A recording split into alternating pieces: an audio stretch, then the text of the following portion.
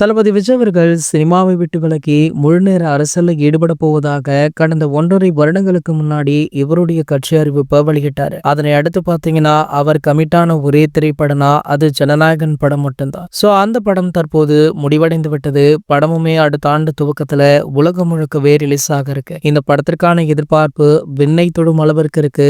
அது மட்டுமல்லாமல் இந்த மாத இறுதியில இந்த படத்துடைய ஆடியோ லான்ச்சுமே மிக பிரம்மாண்டமாக நடைபெற உள்ளது. இதற்கிடையிலுமே தளபதி விஜய் அவர்கள் அவருடைய கட்சி பணிகளை அதிரடியாக செய்து கொண்டுதான் இருக்காரு. அந்தந்த மாவட்டங்கள்ல பிரச்சாரம் செய்வது, பொதுக்குழு கூட்டம் அப்படின்னு ரொம்ப பிஸியாக இருக்காரு தளபதி விஜய் அவர்கள். இந்த நிலையில பாத்தீங்கன்னா இதுவரைக்கும் பாத்தீங்கன்னா விஜய் சாருடைய கட்சி பெயர், கொடி, கட்சி பாடல்கள் அப்படின்னு அறிவிக்கப்பட்ட நிலையில அவருடைய சின்னம் என்ன அப்படின்ற தகவல் இன்னமுமே வெளியாகல. சோ அந்த விஷயம் பாத்தீங்கன்னா சஸ்பென்ஸ் ஆகவே இருந்துட்டு இருக்கு. கூடிய விரைவிலேயே இதனை மிக பிரம்மாண்டமாக வெளியிட இருக்காராம் தளபதி விஜய் அவர்கள். இந்த கட்சியுடைய சின்னம் பேனா அல்லது விசிலாக இருக்கலாம் அப்படின்னுமே சொல்லப்படுது. பலருமே பாத்தீங்கன்னா விசில் அப்படின்னு தான் மென்ஷன் பண்ணி கமெண்ட்டுமே பண்றாங்க. சரி, ஓகே, இந்த ரெண்டுத்துல எதுவாக இருக்கும் அப்படின்னு நீங்க நினைக்கிறீங்க அப்படின்றத கீழே உள்ள கமெண்ட் செக்ஷன்ல கமெண்ட் பண்ணிட்டு நம்மளுடைய சேனலை மறக்காம சப்ஸ்கிரைப் பண்ணிக்கோங்க.